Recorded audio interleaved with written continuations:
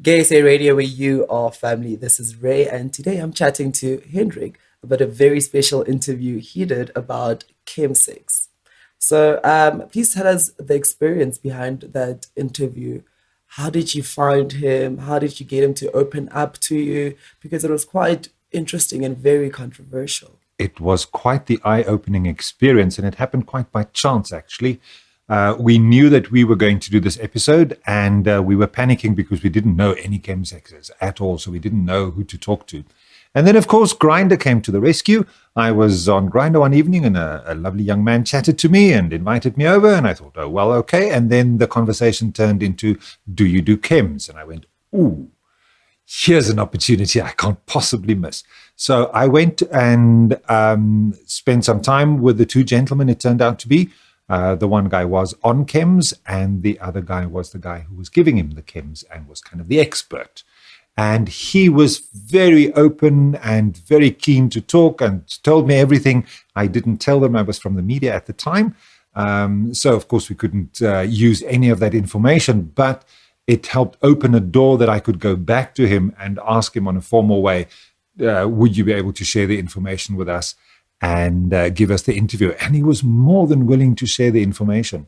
And I think it's important. It is such a hidden away segment, and it seems to be such a prevalent thing since having had that interview. It seems like everybody's doing chem. So I'm very concerned about that. And I think the fact that we have this guy who openly talks about it, who tells you about what it does, how it works, what all the bad things are, what all the good things are. He gives you all the information, and then it's up to anybody to make up their minds. I, of course, would never take those sort of things, but, some people do. And for those people, I think it's important that we have these safety messages as we do in Steam Room. Absolutely. And for yourself in that position, how are you feeling recording that interview and having that interview with him?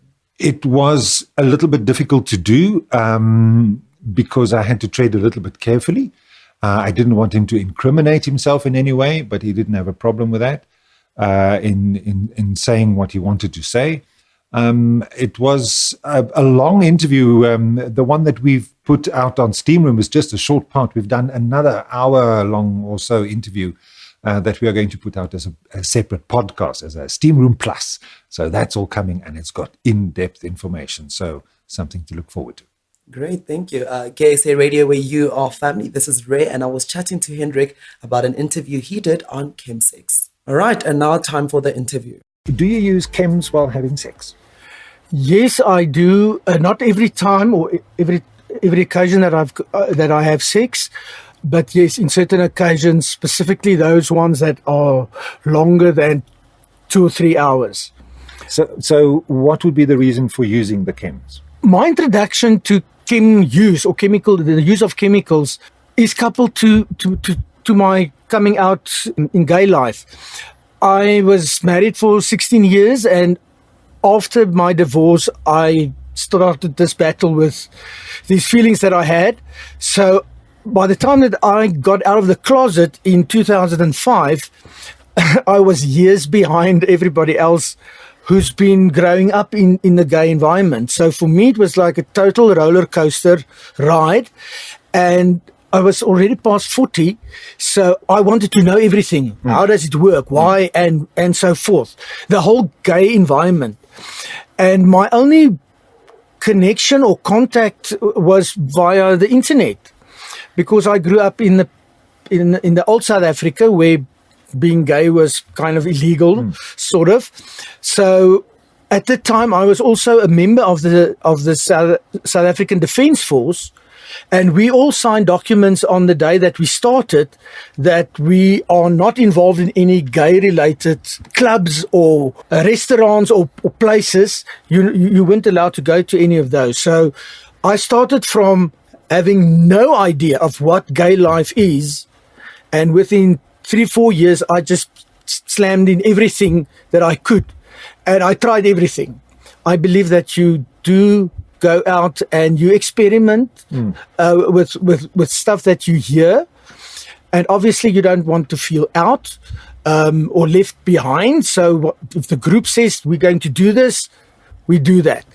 And that is where my introduction Okay. came with the use of chems. So why do you feel the need to keep on doing it? What does it do for you? It keeps me awake for the weekend if we do like a weekend session, which starts from a Friday to a Sunday. That's one of the reasons. But I've experimented with 3 different types of chems in the beginning, and I didn't like what it did to me. If I don't like something, I don't do it. So it took me some time to actually settle on one specific drug that I want to use for sex. And for me personally, it helps me to relax in a sex situation. And obviously, what I found out later after I originally started using it, was that using crystal meth specifically heightens the entire sexual experience in that short period of a weekend, for instance. You've experimented with different kind of chemicals. Which ones have you decided to use? What chems do you take? I experimented with GHB, which is also known as liquid E, with CAT, which is in the beginning of my introduction into the gay environment was the drug to use. I never experimented with anything like heroin or cocaine, or the heavy drugs. Only one that I use at this stage is crystal meth. Now, in the beginning, I used it by taking lines, and very shortly after that, I heard that people told me that if you slam crystal meth, which means slamming is the term we use to inject yourself with whichever drug you use. I've heard that this is the ultimate experience you can have to heighten your sexual experience. So the question is, how does it do that? What does it do? Is it better? Is it good, the sex? Is it worse because of the chemical? What I found with crystal use specifically is it takes away your inhibitions. Growing up as a very prim and proper type of person, I need to relax in order to start doing, like, for instance, a group session, or where there's more than one person involved in a session, like threesomes or foursomes and so forth. It puts me at ease, first of all. It makes me relax. It immediately takes me away from any real life stuff, work problems or hassles at home. It brings everybody that is there in that group, it brings everybody up to the same sort of sexual height to start the session on the same level. Okay. If there's a group and some people are slamming and some are not, does that change the dynamics? Yes, definitely. It took me 6 years to research everything about the use of crystal meth before I got the guts or before I found somebody that injected me with it, that I felt safe with. Or the reason why I did research is I don't do stuff for the sake of doing it. That's kind of the person that I am. I will investigate, get all the information, and then make a well-informed decision of whether I'm going to do something or not. I don't smoke, and I don't use alcohol at all.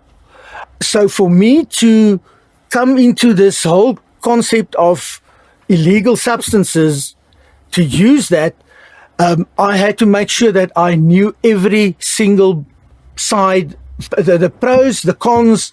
What do you need to be careful for? Where do you get this stuff? How do you know the mixture that you've got is safe and there's not other poisons and stuff added within that product that might hurt you? The whole concept of overdosing is was extremely important thing to know what, where, and how. What are some of the negative things that could happen by taking crystal meth, for instance? Crystal meth, taking crystal meth on the negative side is that you totally lose all your inhibitions. You lose all concept of time, so to speak. I found that first-time users who might come and join a session for 2 hours, 2 days later they're still there, and they just lost the whole responsible concept of I've got to start and an end time. You can't overdose from crystal itself like you can overdose from GHB or some of those drugs. Basically what happens is when you take these drugs, you don't think about having a safe or protective sex. You don't think about the next morning you're supposed to be on a plane to Cape Town for a lecture or something. And then you suddenly become aware of a situation where you've lost the timeline in your mind is missing. You can't remember where you started and what you did. And then some people tend to jump into a specific action which leads to an accident. And that's where the danger comes in with the crystal meth specifically. And the other question is, isn't it addictive? I personally, what I found is that you've got two types of persons. You've got a person which I refer to as having an addictive personality. In other words, they tend to get easily addicted to anything. If you look up the word addiction in the Oxford Dictionary, it says the definition of addiction is to spend more time than what viewed normal on something. And that can be anything. That can be smoking. That can be cell phones, Facebook. Crystal meth gives you that feeling of being happy, enjoyment. It's similar to a chemical that human beings have got in their brains, which normally provides the chemical for us to laugh and be happy. Now, when we make use of crystal meth, and we up the dosage, we can very easily get used to being in this happy state continuously. The danger with the use of crystal meth is every time that you use it, it needs to be a little bit more than the previous time. And people start to do that very, very easily. And then they run into problems where they need money to get the drugs. And then they start selling and stealing and so forth. So that for me personally is the more dangerous part of the addiction. I experimented myself to determine what is my maximum usage that I can use without going outside my boundaries. I set boundaries for myself. I think I'm in the lucky position. I'm not an addictive person that's got an addictive personality. The moment that something interferes with the money in my pocket, it's wrong and it goes out the door. But what I've done is I've spent time to find the precise quantity that is effective for me for enhancing the sexual experience. The moment that the sexual experience disappear, and it's now just a case of I have to get it, but I'm not having sex, everything on my side closes up. I've got no desire whatsoever, for instance, to sit and watch pornography and do chems. It's for me it's a wasting of precious money, because watching pornography is not sex in my mind. So what you're saying is that it literally is using chems for the sake of sex and not just for the sake of being addicted. And that there is a danger that people will get addicted and could get addicted if they get the dosage wrong and That's start correct, yes. wanting to get that pleasure thing the whole time. Because my other question is, now you've done, let's say you've had a weekend. What happens when you stop taking it? You have to come down from it. Is there some Yes. withdrawals? With crystal meth, people tend to go into depression or a state of depression. Once again, in my own situation, and also what I tell other guys who want some information about it, is you need to determine what are the depression subjects, so to speak, that comes up when you come off the crystal use. It took me about 4 years of usage to discover and to work out exactly what happens with me when I come off the crystal. In my case, I'm a very emotional person. I live my life on an emotional level, and I've discovered that once I come off the crystal, I cry about anything that happens, and I use that situation actually to then put a movie on, one of my crying movies, and I sit and I cry and I do a proper job of that. And that also helped me to sort of cope with the whole process of getting off the particular drug. But it varies from person to person. You get some people that they refer to it as it's called the meth psychosis. It's when you use crystal meth, your brain becomes very alert and aware of your surrounding environment. So much that things that is a concern in your life, or some or other subject that might be the primary event in your life at that time, gets enhanced by the crystal. I found it, for instance, if the one partner in a couple slips away to play behind his boyfriend's back and he does crystal meth, those guys normally start at some stage during the session, they start saying that they think their boyfriend is behind the curtain here or under the bed, or we need to put off the lights because somebody's watching them. That is all part of the meth psychosis that we refer to.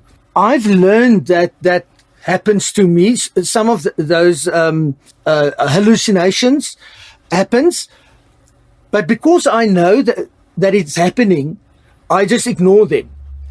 I actually put my video camera down for quite a long time. It was about 2.5 years that I filmed myself coming off the crystal meth after a session, because I wanted to see what happens with me. What can somebody see that I've done something?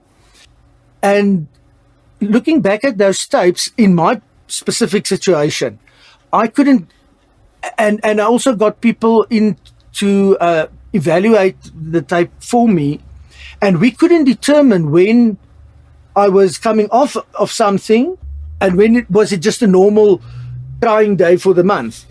But as I said, I spent a lot of time to find out what is the precise usage and effects for me, so that I can cope with it and not put myself at risk by doing something stupid or crazy because I'm not aware of what's going on around me.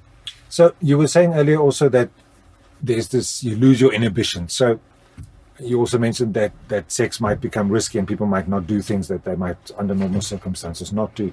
How does one protect yourself and make sure that you stay safe within that sort of environment? I'm of the opinion that within the chemical use concept of sex, there is no such thing as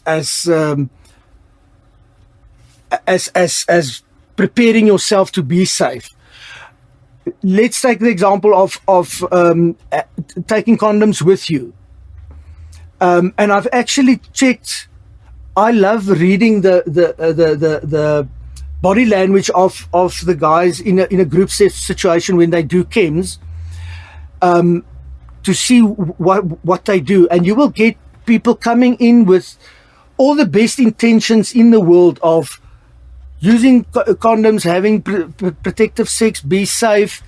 But the moment that they start using chems, or then specifically when you slam crystal meth, it's like a big solid granite door shuts down and people just go wild. Sexually speaking, they do not think about anything at that moment in time other than completing these sort of the pleasure that they can get out of the situation.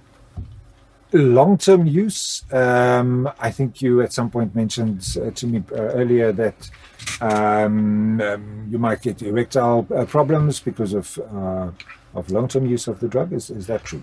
Because the chemical that gives you pleasure, that makes you happy, is upped.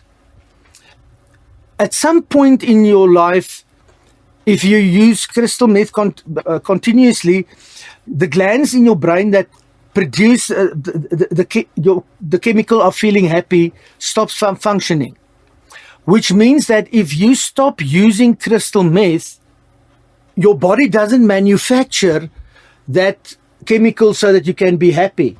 So for all practical reasons, your medication that you need to take once that gland has stopped working is crystal meth. You actually then have to get it once a week or once in 2 weeks in order for you to survive emotionally, being happy. To just get the difference between being a depressed, sad person and enjoy life around you. I've found that there's a huge group of people that uses crystal meth that is not connected to sex, which in my mind doesn't compute. I can't understand that. Constant use of crystal meth will at some point damage your brain cells. I am aware of people that has been smoking crystal meth since the age of 16, who literally have got holes sort of burned into their brain cells, which doesn't regenerate. Also, the smoking of crystal interferes with your teeth. We refer to it as meth mouth. If you smoke crystal on a continuous basis, it will